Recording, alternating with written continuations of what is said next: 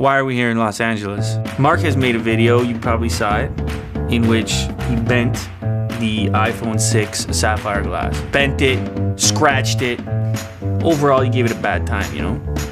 He did fail to do one thing, which I let him know about. So I did the obvious thing, which is call up Joe Rogan, because that's, you know, the arrow guy, as far as I know. I'm gonna blow right through that. That's what I thought. Got that crazy bow, which you gotta go check out. So I called him up and said, iPhone 6, sapphire glass, supposed to be strong. How about your bow and arrow and a high-speed camera? And the rest is history. DM over here, Google Hangout over here, Mr. LA over here.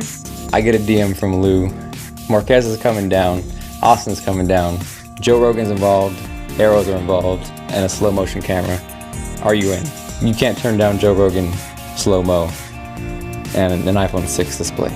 Now we're here, I guess it's the second video, where we put it through quite a bit more than it's ever been through, and ended up, well, so I did some sandpaper tests to try to see if I could scratch it with some harder materials, because the knife just wasn't doing it. And then we ended up here with the arrows. So we went over to Joe Rogan's studio where he records the podcast. Great podcast, my favorite podcast. Check out the podcast.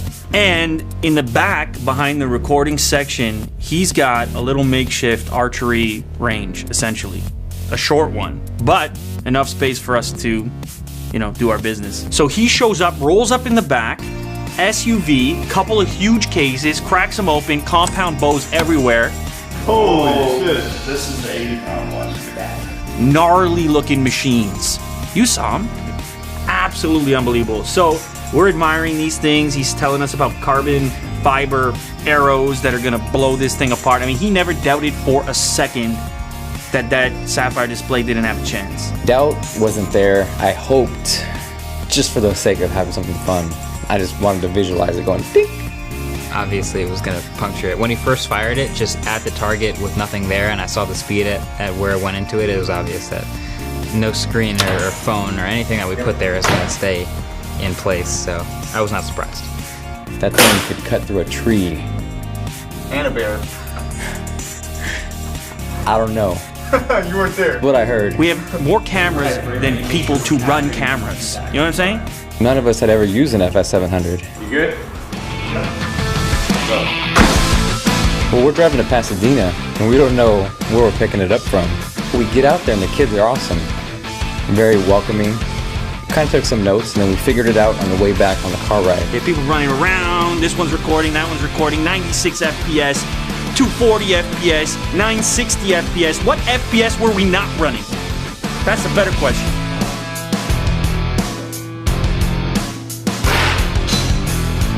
My favorite shot's the wide GH4.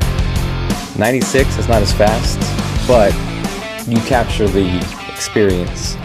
We're taking all these shots, we're pumping everything up, we shoot the dummy. DIY iPhone 6 dock. Get started.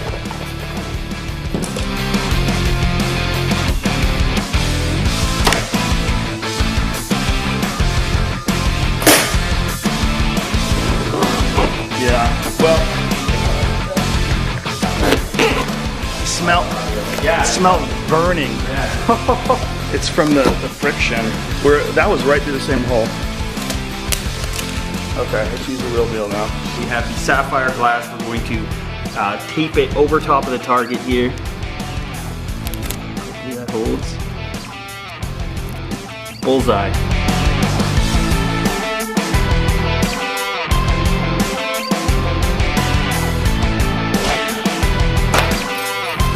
Yeah! Yes, sir. That's the money shot. That's the money shot right there. It's gone. It's gone. All you have is the portion that was protected by the tape holding it together. Look at that. And pretty good accuracy. I need some. Nailed it. Definitely. Alright. Further proof. Next phone. iPhones don't mean shit out here in the range. Out here in the real world.